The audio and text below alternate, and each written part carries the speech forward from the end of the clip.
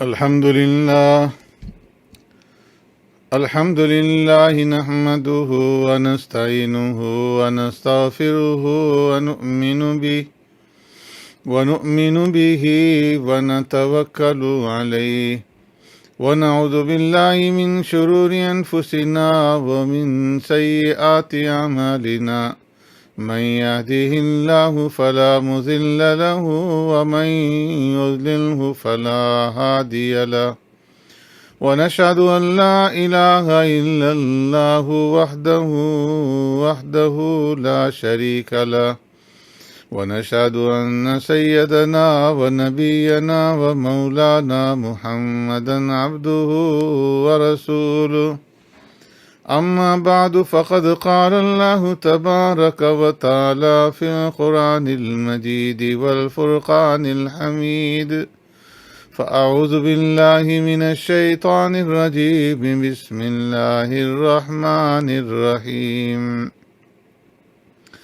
وَلَقَدْ آتَيْنَا بَنِي إِسْرَائِيلَ الْكِتَابَ وَالْحُكْمَ وَالنُّبُوَّةَ وَرَزَقْنَاهُم مِّنَ الطَّيِّبَاتِ وَفَضَّلْنَاهُمْ عَلَى الْعَالَمِينَ صدق الله مولانا العظيم يا رب صل وسلم دائما أبدا على حبيبك خير الخلق كلهم هو الحبيب الذي ترجى شفاعته لكل هول من الأهوال مقتحم.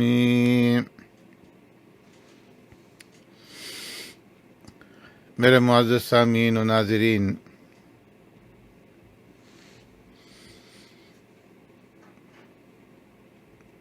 اللہ تبارک و تعالی نے بنی اسرائیل کو اس زمانے کے اندر خیر امت قرار دیا تھا، بہترین امت قرار دیا تھا، اور فرمایا تھا کہ ہم نے سارے جہانوں پر انہیں فضیلت عطا فرمائی ہے۔ فرمایا وَلَقَدْ آتَيْنَا بَنِي إِسْرَائِيلَ الْكِتَابَ وَالْحُكْمَ وَالنُّبُوَّةَ، ایک مقام پہ اللہ نے فرمایا کہ وَلَقَدِ اخْتَرْنَاهُمْ عَلَىٰ عِلْمٍ عَلَى الْعَالَمِينَ،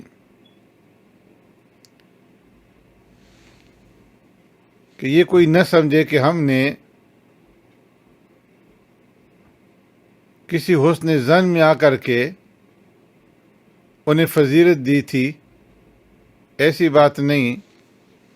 بلکہ فرمایا کہ علی علم، ہم نے جو بنی اسرائیل کو اس وقت تمام عالم کے اوپر فضیلت عطا کی تھی تو جان بوجھ کر کے اپنے علم کے مطابق انہیں فضیلت دی تھی۔ تو جان بوجھ کر فضیلت دینے کا مطلب یہ ہے کہ اللہ تبارک و تعالیٰ کی طرف سے کسی امت کو، کسی قوم کو، کسی جماعت کو، یہاں تک کہ کسی فرد کو بھی جو مقام عطا کیا جاتا ہے تو اس کے پیچھے کوئی وجہ ہوتی ہے، اور وہ وجہ ایسی ہوتی ہے کہ جو اللہ تبارک و تعالیٰ کو پسند آتی ہے، اللہ رب العزت کی خصوصی رضامندی حاصل ہوتی ہے۔ تو اس وجہ سے اللہ تبارک و تعالی خوش ہو کر کے اس قوم کو، اس جماعت کو، اس فرد کو مقبولیت اور عزت عطا فرماتے ہیں، اور انہیں موقع دیا جاتا ہے کہ وہ جماعت اور وہ امت اور وہ فرد اپنے آپ کو اس مقام کے لائق بنائیں گے کہ جو مقام اللہ تبارک و تعالیٰ کو پسند ہے۔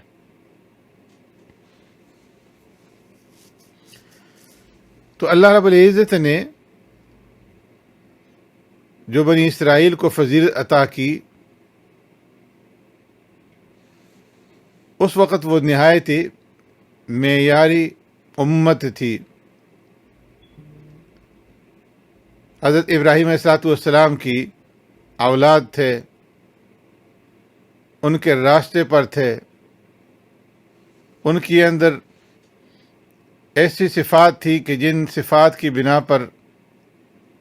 اللہ تبارک و تعالیٰ نے ان کو یہ اعزاز عطا فرمایا تھا۔ لیکن جب بنی اسرائیل نے آگے جا کر کے اس اعزاز کا خیال نہیں رکھا اور اس مقام کا خیال نہیں رکھا، اس فضیلت کا خیال نہیں رکھا جس کی بنیاد پر اللہ رب العزت نے انہیں یہ فضیلت دی تھی، اور جب ان کے اندر احکامات کی خلاف ورزی کا رجحان پیدا ہوا اور گناہوں اور معصیتوں کی طرف وہ پھر گئے، اور پھر ان گناہوں کے اندر، نافرمانیوں کے اندر اور ان معصیات کے اندر وہ آگے سے آگے بڑھتے چلے گئے، یہاں تک کہ انہوں نے انبیاء علیہ السلام کو بھی شہید کیا۔ جو لوگ دین کے اوپر چلتے تھے، دین پر عمل کرتے تھے، ان لوگوں کے ساتھ استہزاء کیا، مذاق کیا، اللہ رب العزت کی آیتوں کو اور اس کی نشانیوں کو بگاڑ کر کے پیش کیا۔ تورات کے اندر اللہ رب العزت نے جو احکامات دیے تھے، ان احکامات کو بدل دیا یا ان احکامات کو انہوں نے چھپا دیا، اور دین کو دنیاوی فائدوں کے لیے وہ فروخت کرنے لگے۔ تو اللہ تبارک و تعالیٰ نے انہیں موقع دیا، انبیاء علیہ السلام بھیجے کہ تم ان چیزوں سے باز آ جاؤ، سنبھل جاؤ، راہ راست پر آ جاؤ، سدھر جاؤ۔ لیکن جس وقت یہ لوگ باز نہیں آئے، انہوں نے تسلیم نہیں کیا، تو پھر بالآخر اللہ تبارک و تعالیٰ نے ان کو ہر چیز سے محروم کر دیا۔ جو عزت اور جو فضیلت انہیں دی تھی، اس عزت سے، اس فضیلت سے محروم کر دیا۔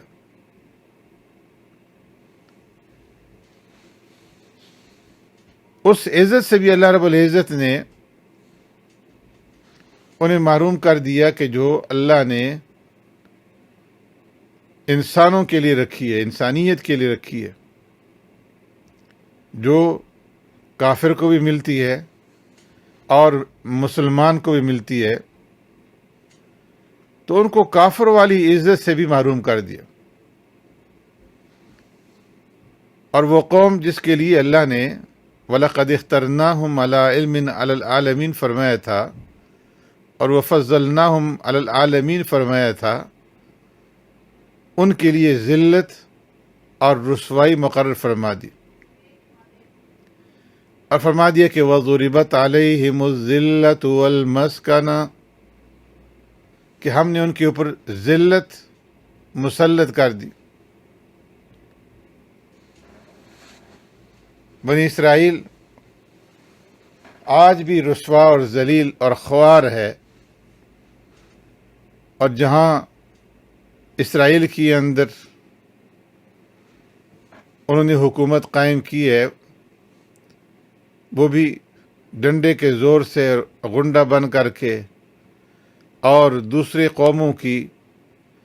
تائید کے ساتھ، عیسائیت کی، نصرانیت کی تائید کے ساتھ انہوں نے وہ حکومت قائم کی ہے۔ تو یہ ایک ان کی غنڈہ گردی ہے جسے سب جانتے ہیں۔ اس لیے کسی کے دل کے اندر ان کا وہ مقام نہیں ہے، وہ عزت نہیں ہے، وہ حیثیت نہیں ہے۔ طاقت کے زور سے، مکر و فریب کے ذریعے سے وقتی طور پر کسی کو دبا لیا جائے تو وہ الگ بات ہے، لیکن انسان کی عزت جو دلوں میں ہوتی ہے، انسان کا جو احترام دلوں کے اندر ہوتا ہے، وہ اصل چیز ہے۔ اور اس وقت دنیا میں یہودیوں کی ایسی کوئی عزت نہیں ہے، کوئی احترام نہیں ہے،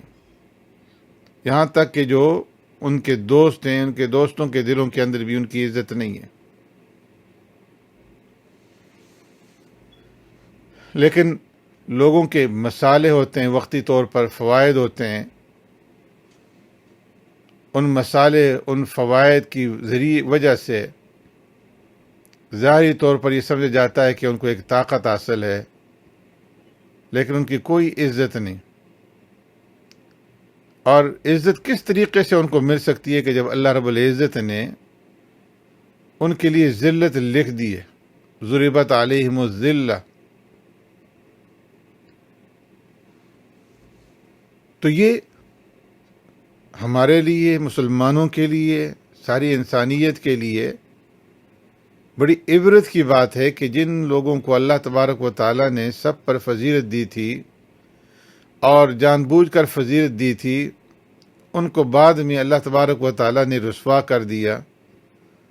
اور دنیا کو یہ دکھا دیا، اور قرآن شریف کے ذریعے سے اللہ رب العزت نے بتا دیا کہ اگر باپ دادا اچھے اعمال کرنے والے ہیں تو یہ کافی نہیں ہے،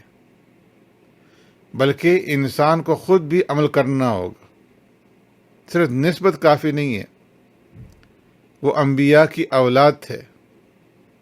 لیکن جب ان کی اعمال بگڑے تو ان کے اوپر ذلت مسلط کر دی گئی۔ تو صرف نسبت کافی نہیں ہے کہ ہم فلاں نبی کے ماننے والے ہیں یا ہمارے آباء و اجداد ایسے تھے، اس سے کام نہیں چلتا۔ اللہ رب العزت کی ہاں انسان کے اپنے اعمال دیکھے جاتے ہیں کہ بتاؤ تم نے کیا کیا۔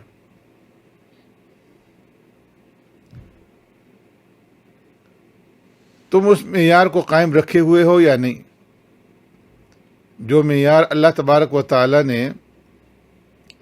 تمہارے لیے مقرر کیا تھا، تم اس معیار کے اوپر قائم ہو۔ تمہارے ذمے دوسروں کی رہنمائی تھی، دوسروں کو سیدھا راستہ دکھلانا تھا، حق راستے کے اوپر لانے کی کوشش کرنی تھی، دوسروں کو غلط راستے سے بچانا تھا،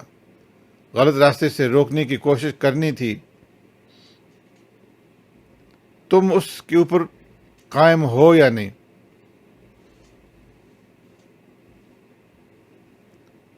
تو معیار فضیلت تب بنتا ہے کہ جب انسان کے اندر خود قابلیت ہو، خود اس لائق ہو، اور پھر دوسروں کو غلط راستے سے روکے۔ تو فرمایا کہ تم پہلے خود صحیح راستے پر چلو، حق کی طرف لوگوں کو دعوت دو، پہلے خود اپنے آپ کو حق کے اوپر قائم کرو، اور تب تم دوسروں کو حق کی دعوت دے سکتے ہو۔ تو اسی طرح اللہ رب العزت نے پیارے پیغمبر صلی اللہ علیہ وسلم کی اس امت کو بھی خیر امت کا خطاب عطا فرمایا کہ بہترین امت ہے، اور اس کی جو بہتری ہے یہ کس وجہ سے؟ تأمرون بالمعروف وتنہون عن المنکر۔ اس امت کو اللہ تبارک و تعالیٰ نے جو فریضہ عطا فرمایا، وہ فریضہ یہ ہے کہ یہ دوسروں کی رہنمائی کرتی ہے۔ اس امت کا کام ہے دوسروں کو حق کی طرف بلانا اور راہ راست کے اوپر لانا، لوگوں کو اللہ کے دین کی طرف متوجہ کرنا۔ تو یہ اللہ رب العزت نے اس امت کے لیے اخلاق متعین کر دیے ہیں کہ یہ تمہاری زندگی کا مقصد ہے کہ تمہیں امت ہدایت بننا ہے، اور اس کے بعد پھر دوسری ساری قوموں کے اوپر، ساری ملتوں کے اوپر نظر رکھنی ہے۔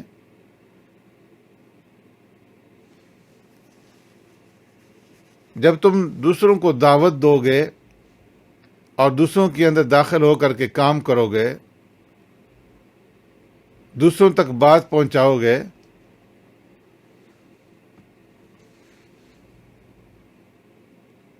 تو اس کے لیے ضروری ہے کہ پہلے تم نے خود اس کو قبول کیا۔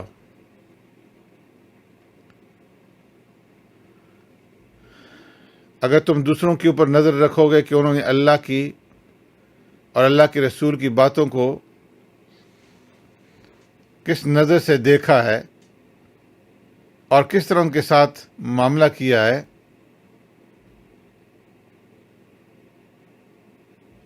اس سے ہم واقف ہو جائیں، ساری دنیا ہمارے سامنے واضح ہو جائے، ہم ہر ایک کو پہچان لیں اس کا کیا حال ہے، وہ کس راستے کے اوپر چل رہا ہے، انہوں نے اللہ رب العزت کی احکامات کو مانا ہے نہیں مانا، پیغمبر کی بات کو مانا ہے نہیں مانا، تو اس کے لیے ضروری ہے کہ پہلے اپنے اندر بھی یہ صفات پیدا کی جائیں۔ اللہ تبارک و تعالیٰ نے قرآن مجید میں بنی اسرائیل کے متعلق عزت اور عظمت اور پھر اس کے بعد نالائقی اور ذلت کا واقعہ سنا کر کے ہمیں یہ بتا دیا کہ تم کو جو عزت عطا کر رہے ہیں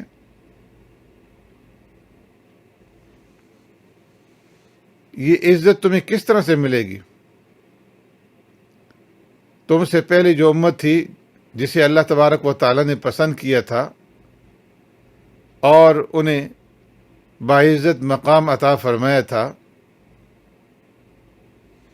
اس امت کا پھر بعد میں کیا حال ہوا کہ انہوں نے اللہ کو ناراض کر دیا، اور جب انہوں نے اللہ رب العزت کو ناراض کر دیا تو اللہ رب العزت نے بھی انہیں راندہ درگاہ کر دیا، اس لیے کہ وہ اپنے راستے سے ہٹ گئے تھے، اپنے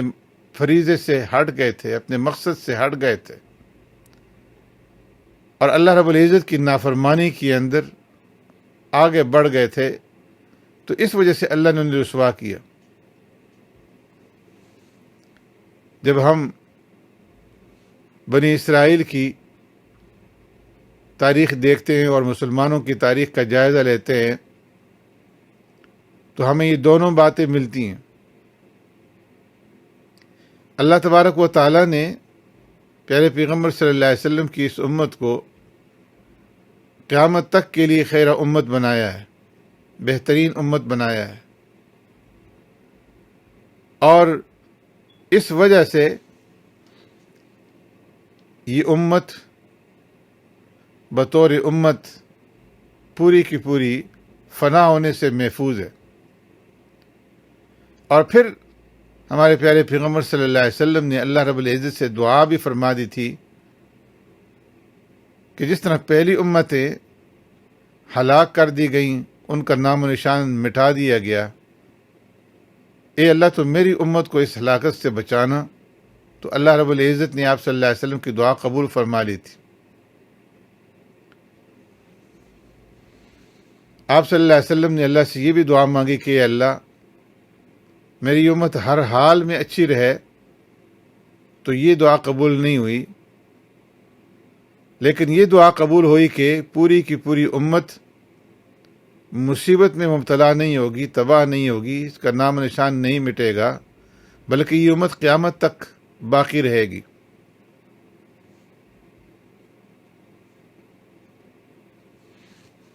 کوئی لوگ حق پر، سیدھے راستے پر قائم ہوں گے اور کوئی نہیں ہوں گے، اور جو لوگ سیدھے راستے کے اوپر قائم نہیں رہیں گے تو ان کے ساتھ ویسا معاملہ کیا جائے گا جو پہلی امتوں کے ساتھ پیش آیا۔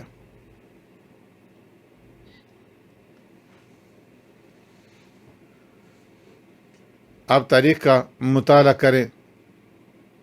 اندلس کا واقعہ آپ کے سامنے ہے، اسی طرح بغداد کی جو تباہی ہے اس کا واقعہ بھی آپ کے سامنے ہے، اور بہت پیچھے نہ بھی جائیں تو ہندوستان اور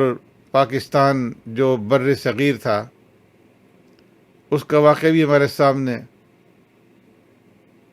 جہاں مسلمانوں کی حکومت تھی، پورا ہندوستان مسلمانوں کے پاس تھا، لیکن کس طریقے سے مغربی طاقتوں نے، برطانیہ نے یہ ملک ان سے چھینا۔ ہم لوگ صرف سیاسی حالات پر نظر ڈال کر کے اس کے سیاسی اسباب تلاش کرتے ہیں، لیکن جو معنوی اسباب ہیں ہمیں انہیں بھی دیکھنا چاہیے۔ جس وقت انگریز ہندوستان کے اوپر قابض ہوئے تو اس وقت وہاں کے مسلمانوں کی حالات انتہائی ناگفتہ تھے، انتہائی خراب تھے۔ کوئی خرابی اور کوئی جرم ایسا نہیں تھا کہ جو مسلمانوں کے اندر نہ پایا جاتا۔ سوسائٹی ان کی کرپٹ ہو چکی تھی، ان کے حالات انتہائی ناپسندیدہ ہو چکے تھے۔ تو ایسے موقع پر پھر اللہ رب العزت کی طرف سے سزا کا کوڑا جو ہے وہ برسایا جاتا ہے۔ شاہ ولی اللہ محدث دہلوی رحمۃ اللہ تعالی علیہ کی جو کتابیں ہیں، ان کی جو تحریریں ہیں، انہوں نے اس کے اندر اس وقت کے مسلمانوں کا، ان کی سوسائٹی کا نقشہ کھینچا ہے، جس سے اندازہ لگتا ہے کہ اس وقت مسلمانوں کی سوسائٹی کس قدر خراب ہو چکی تھی، اور اس خرابی کا نتیجہ کیا ہوا کہ اللہ تبارک و تعالیٰ نے اس ملک کی قیادت مسلمانوں کے ہاتھوں سے چھین کر کے غیروں کو دے دی۔ اسی طرح کی بات بنی اسرائیل کے ساتھ پیش آئی کہ جب بنی اسرائیل کی نافرمانیاں بڑھی، تب اللہ تبارک و تعالیٰ نے ان سے ملک کو چھینا اور دوسری قوموں کو ان کے اوپر مسلط کیا۔ بخت نصر کے ذریعے سے ان کو سزا دی گئی، انہیں بیت المقدس سے نکالا گیا اور تباہ کیا گیا، ان کے ساتھ وہ برتاؤ اور وہ معاملہ کیا گیا جو ناپسندیدہ جانوروں کے ساتھ کیا جاتا ہے۔ تو اسی طرح ملتا جلتا واقعہ ہمارے بر صغیر کے اندر بھی پیش آیا۔ اللہ تبارک و تعالیٰ نے یہ ملک مسلمانوں کو دیا تھا، لیکن انہوں نے جب اس کو صحیح طریقے سے استعمال نہ کیا اور جب اللہ رب العزت کی رضا کے خلاف کام کرنے شروع کر دیے تو اللہ تبارک و تعالیٰ نے ان سے یہ ملک چھین لیا۔ اس لیے کہ اللہ تبارک و تعالیٰ کی تو کسی کے ساتھ رشتہ داری نہیں ہے کہ ہر حال میں رعایت کی جائے گی۔ جس سے رشتہ داری ہوتی ہے اس کا لحاظ کیا جاتا ہے۔ ایک باپ کا بیٹا اگر نالائق ہے تو پھر بھی وہ اس کا خیال رکھتا ہے، چاہے وہ لائق ہے نالائق ہے، اس لیے کہ اس کی رشتہ داری ہے، اس کا بیٹا ہے۔ لیکن اللہ تبارک و تعالیٰ کی کسی سے کوئی ایسی قرابت داری نہیں ہے۔ لم یلد ولم یولد ولم یکن لہ کفوا احد۔ اللہ تبارک و تعالیٰ نے صاف فرما دیا کہ تم صحیح کام کرو گے تو میری رحمتیں تمہارے ساتھ ہوں گی، میں تمہیں نوازوں گا، اور اگر غلط راستے کے اوپر چلو گے تو تمہیں سزا دی جائے گی، تمہارے لیے کوئی رعایت نہیں ہے۔ تو اس لیے ہم مسلمانوں کو اس حیثیت سے بھی اپنا جائزہ لینا چاہیے، اپنی سوسائٹی کا جائزہ لینا چاہیے، اپنے ذاتی جائزہ لینا چاہیے، اس لیے کہ قوم دو طرح کے اعمال سے بنتی ہے، ایک انفرادی اعمال ہیں اور دوسرے اجتماعی۔ ایک یہ کہ ہم اندر سے خود کیا ہیں، ہم اپنا جائزہ لیں کہ ہمارے اندر اللہ رب العزت کا کتنا خوف ہے، کتنا ہم اللہ رب العزت کے احکامات کو پورے کرنے والے ہیں، کتنے ہم فرائض کو سر انجام دینے والے ہیں، کتنی ہمارے اندر تقوی موجود ہے، کتنی ہمارے اندر طہارت موجود ہے، انفرادی طور پر ہماری عبادات کا کیا حال ہے، رب العالمین سے ہمارا کتنا تعلق ہے۔ یہ سب انفرادی باتیں ہیں کہ انسان اپنا جائزہ لے، اپنے اندر ان چیزوں کو ڈھونڈے، اور پھر اجتماعی طور پر ہم اپنا جائزہ لیں کہ ہماری جو اجتماعی زندگی ہے، اس اجتماعی زندگی کے اندر ہم کس طریقے سے اس زندگی کو گزارتے ہیں، اپنے پروردگار کے احکامات کی بجاوری ہماری اجتماعی زندگی کے اندر کتنی ہے، کتنے وہ اعمال ہیں جو ہم انجام دیتے ہیں، حق کی طرف رہنمائی کرنا اور دین کے اوپر صحیح طریقے سے خود عمل کرنا، دوسروں کو دعوت دینا، لوگوں کو درست راستے کے اوپر لانے کی کوشش کرنا، اور ہماری سوسائٹی اور جو معاشرہ ہے اس کو معیاری معاشرہ بنانا، اچھا ماحول بنانا، اچھی عادات اختیار کرنا، ایک دوسرے کی اصلاح کرنا، ایک دوسرے کو غلط راستے سے بچانا، مقامی سطح پر اور عالمی سطح پر. تو یہ وہ عظیم کام ہے جس کے کرنے پر اللہ رب العزت نے اس امت کو ساری انسانوں کے اوپر، ساری امتوں کے اوپر فوقیت دی ہے کہ اس کا رویہ انسانوں کے ساتھ خیر خواہی کا، خیر پسندی کا رویہ ہوگا. تو سب سے پہلے آدمی اپنی ذات سے شروع کرے، اور پھر اپنے ماحول، اپنی سوسائٹی سے شروع کرے، اور پھر آگے بڑھ کر کے دنیا کے اندر اس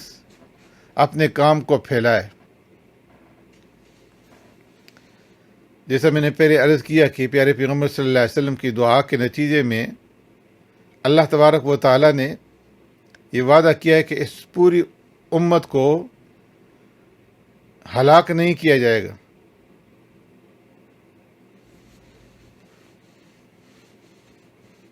اور اسی وجہ سے اللہ رب العزت اس امت کو قیامت تک باقی رکھیں گے کہ اس امت کے اندر ایسے افراد، ایسی جماعتیں، ایسے لوگ موجود رہیں گے کہ جو اس فریضے کو پورا کرتے رہیں گے.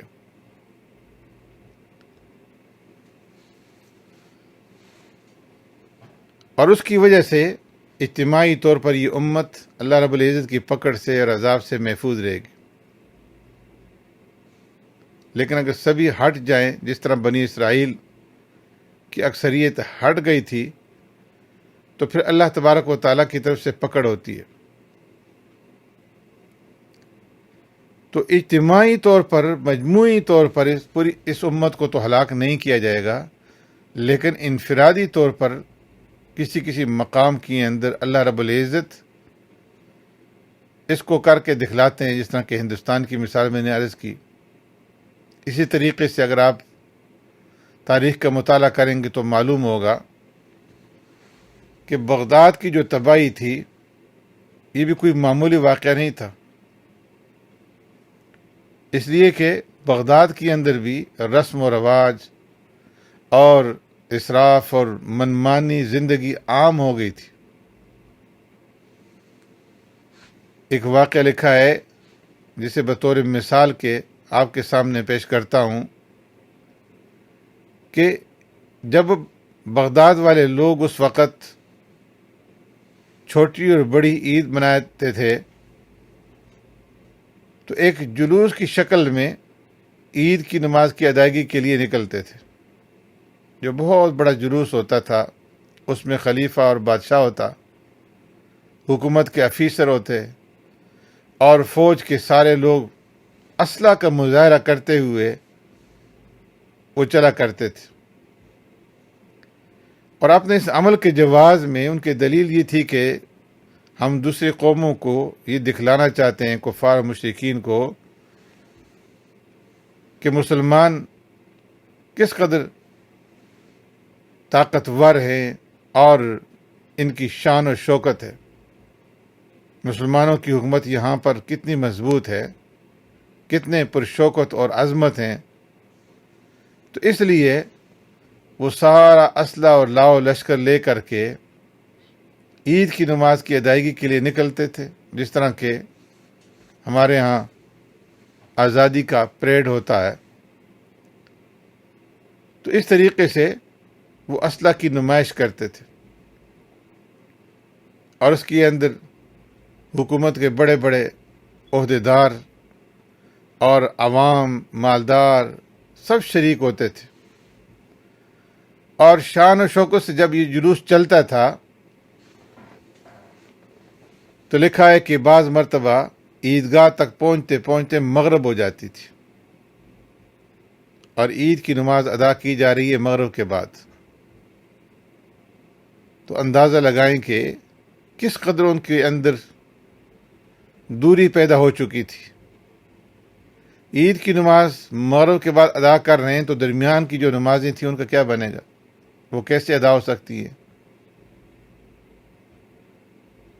تو اپنی شان و شوکت دکھلانے کے لیے آہستہ آہستہ وہ اس حد تک پہنچ چکے تھے، اسراف کے اندر، دنیا داری کے اندر۔ پھر اللہ تبارک و تعالیٰ نے انہیں سزا دی، اور تاتاریوں نے بغداد کے اوپر حملہ کیا، اور 3 دن تک لوگوں کو اس طرح قتل کیا کہ دجلہ کا پانی خون سے سرخ ہو گیا۔ بغداد کے جو کتب خانے تھے انہیں جلا دیا گیا، کتابیں دریا میں پھینک دی گئی، اور اتنے بڑے کتب خانے تھے کہ جب کتابیں دریا کے اندر پھینکی گئی تو ان کی سیاہی سے، روشنائی سے دریا کا پانی کالا ہو گیا، لاکھوں انسانوں کو ذبح کیا گیا، حکومت ختم ہو گئی۔ تو یہ سزا جو دی کس کو ملی؟ مسلمانوں کو، جو خیر امت ہیں۔ تو فرمایا کہ جو خیر امت کا اعزاز ہے یہ کوئی تمغہ نہیں ہے، بلکہ یہ ذمہ داری ہے۔ جب مسلمان اس ذمہ داری کو نہیں نبھائیں گے تو پھر اس کی سزا بھی بھگتیں گے۔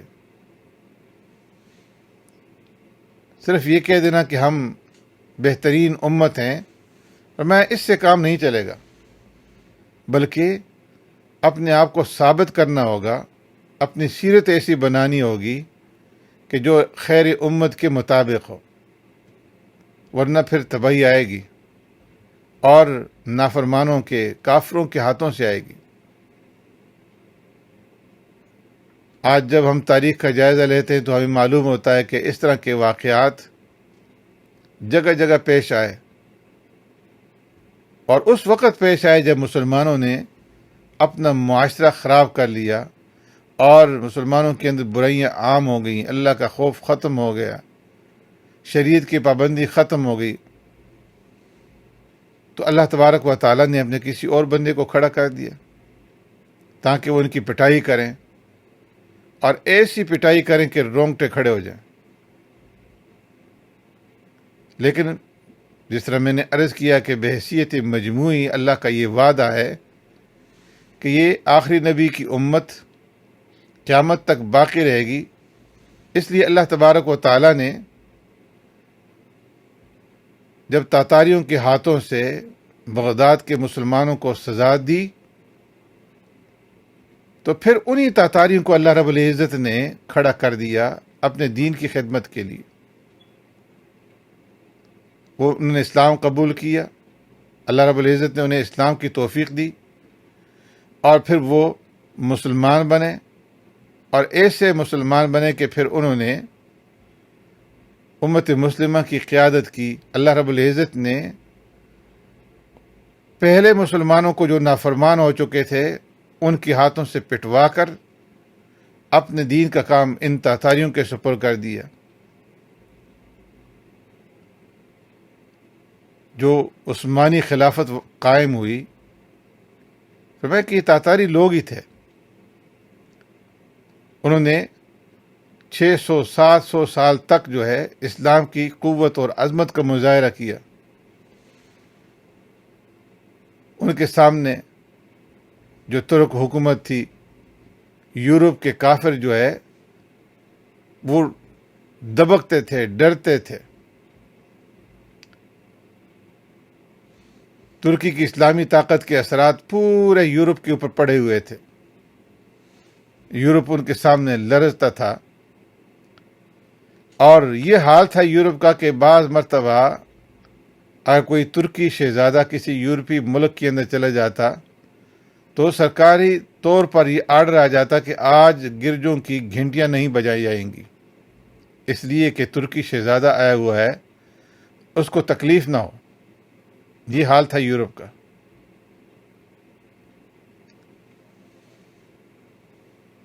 یہ وہی لوگ ہیں کہ جنہوں نے جب کہ کافر تھے لیکن مسلمانوں میں اللہ تبارک و تعالیٰ کے دین پر عمل کرنے اور اپنی ذمہ داری انجام دینے میں کوتاہی زیادہ ہو گئی تھی، تو بغداد میں مسلمانوں کو اس طرح ذبح کیا تھا کہ تاریخ کا دردناک واقعہ بن گیا۔ اس امت کو ذلیل کر کے رکھ دیا تھا، لیکن اللہ تبارک و تعالیٰ نے انہی کو مسلمان بنا دیا اور مسلمانوں کی قیادت ان کو دے دی۔ اللہ کے لیے کوئی مشکل نہیں ہے۔ تو انہوں نے صدیوں تک پھر اسلام کی عظمت کا جھنڈا گاڑے رکھا، اور دنیا میں سب سے زیادہ طاقتور وہی تھے۔ ترکی کے خلیفہ کے پاس، خلیفہ عبدالحمید کے پاس جب ارذل برطانیہ کے کچھ لوگوں کے ساتھ وہاں پہ پیش ہوا، اور متعدد دفعہ یہ کوشش کی گئی کہ فلسطین کی زمین کو جو ہے حاصل کیا جائے، ترکی کی جو خلافت آخر میں مقروض ہو گئی تھی، ان کا سارا قرض ادا کرنے کی انہوں نے پیشکش کی کہ ہم آپ کا سارا قرض ادا کر دیں گے، لیکن ہمیں فلسطین کے اندر بیت المقدس میں جگہ دے دیں۔ تو خلیفہ عبدالحمید کی ایمانی قوت کا اندازہ اس سے لگائیں کہ اس نے غصے کے اندر آ کر کے کہا کہ اس کتے کو یہاں سے باہر نکال لو، اور کہا کہ جب تک میں زندہ ہوں تمہیں فلسطین کے اندر 1 انچ زمین جو ہے وہ نہیں دی جا سکتی۔ یہ ہماری عزت اور یہ ہمارے دین کی علامت ہے۔ یہ تھی ان کی ایمانی طاقت۔ اللہ رب العزت نے اس لیے ان کی مدد فرمائی۔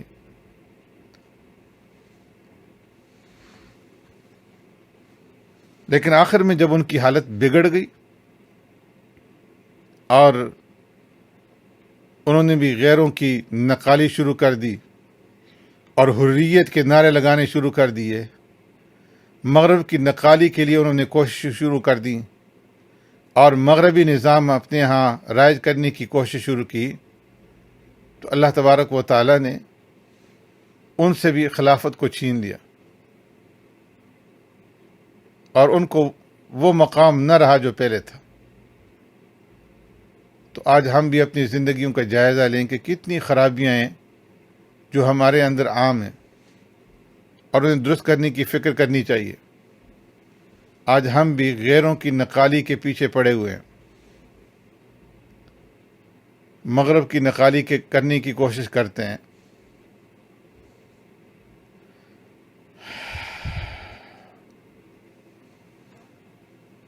تو اس لیے فرمایا کہ انسان کو سب سے پہلے اپنی فکر کرنی چاہیے اور پھر اس کے بعد اپنی سوسائٹی کی فکر کرنی چاہیے۔ جہاں تک ہماری آواز پہنچ سکتی ہے، ہمارا کام یہ ہے، ہمارا فریضہ یہ ہے کہ ہم اپنی ذمہ داری پوری کریں اور دین کی بات، حق کی بات لوگوں تک پہنچائیں۔ آگے ہدایت دینا ہمارا کام نہیں ہے۔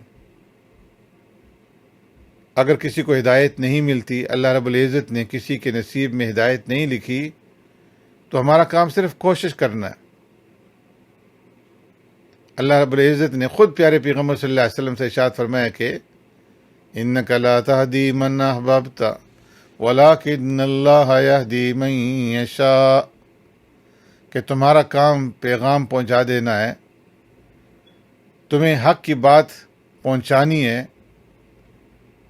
تمہارا کام ہدایت دینا نہیں ہے۔ ہدایت اللہ رب العزت جسے چاہیں گے دیں گے۔ تو مسلمانوں کے ذمہ جو کام سپرد کیا گیا ہے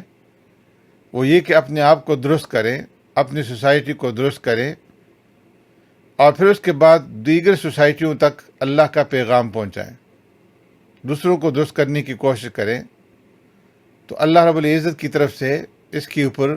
نصرت کا وعدہ ہے، اور بلند مقام عطا کرنے کا وعدہ ہے۔ تاریخ میں ایسے مثالیں ملتی ہیں کہ جب مسلمانوں نے اس پر عمل کیا تو اللہ تبارک و تعالیٰ نے انہیں بلندی عطا فرمائی، عزم عطا فرمائی۔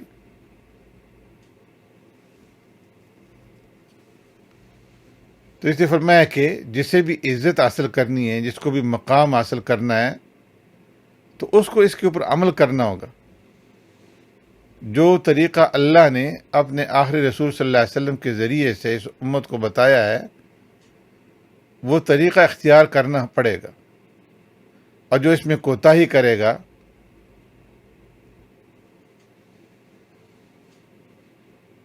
تو ظاہر ہے کہ کڑوا پھل کڑوا مزہ دے گا اور میٹھا پھل میٹھا مزہ دے گا۔ پھر وہ حالات پیش آئیں گے کہ جن کے اوپر افسوس ہوگا۔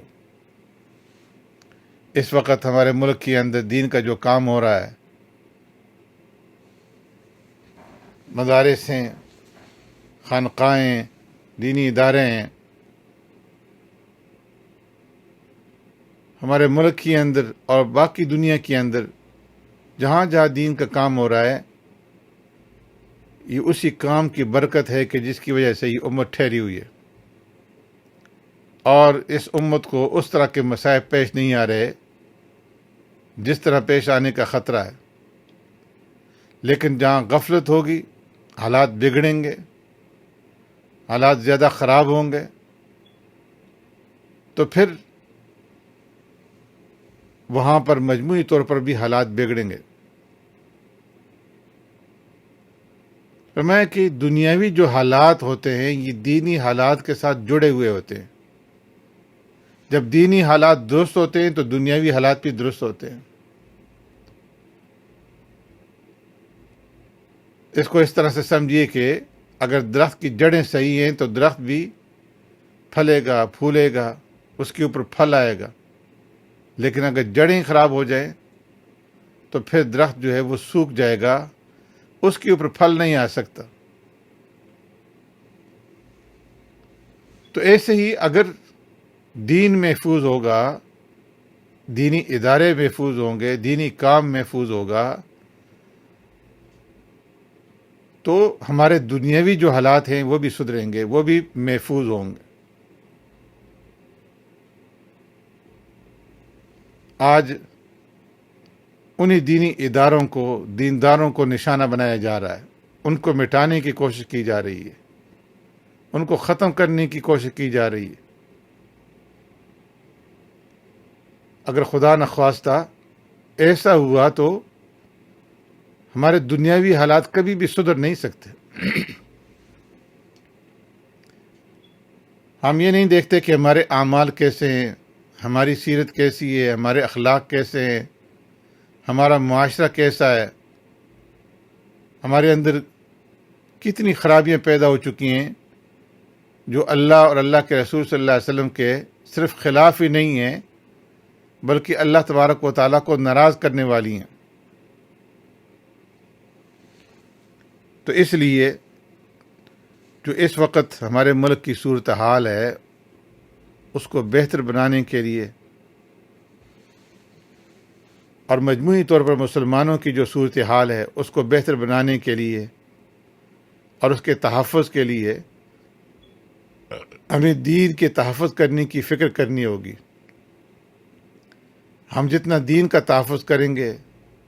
دینی تعلیمات کا تحفظ کریں گے جو ہمیں دی گئی ہیں، تو اتنا ہی دنیا میں ہمارا تحفظ ہوگا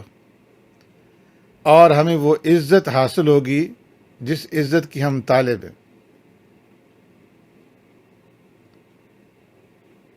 ہم کو چاہیے کہ ہم اپنی سوسائٹی کو درست کریں، اپنے اخلاق کو درست کریں اور اس راستے کو زیادہ سے زیادہ اختیار کرنے کی کوشش کریں جس راستے کے اوپر چل کر کے مسلمان عزت کا مقام حاصل کر سکتا ہے۔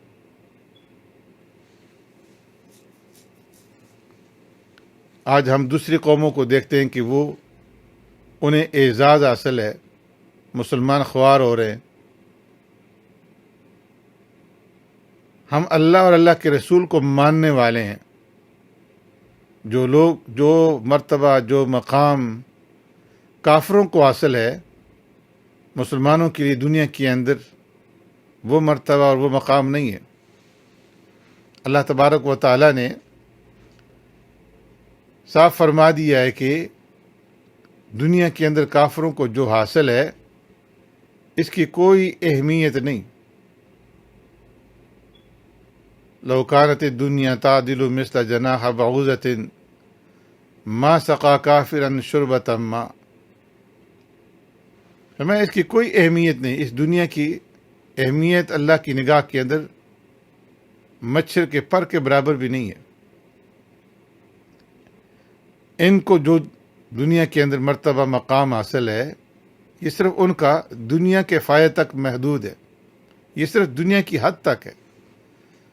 یہ صرف اس وقت تک ہے جب تک کہ ان کو موت نہیں آتی، تب تک اللہ رب العزت نے دنیا کے اندر انہیں کچھ فائدہ دیا ہوا ہے کہ جس سے یہ فائدہ اٹھا لیں، لیکن یہ محدود فائدہ ہے، تھوڑی وقت کے لیے ہے، اور پھر اس کے بعد ان کے لیے دائمی سزا ہے۔ قیامت کے بعد جب یہ زندگی ختم ہوگی تو ان کو کچھ نہیں ملے گا۔ اس لیے فرمایا کہ تم کافروں کے اوپر رشک نہ کرو۔ رشک کرنے کی بات یہ ہے کہ جو آخرت کی زندگی ہے اس میں تمہیں کیا ملے گا، تم اس کی فکر کرو، اس کا سوچو۔ جو نہ ختم ہونے والی زندگی ہے اور ایسی زندگی ہے کہ جس کو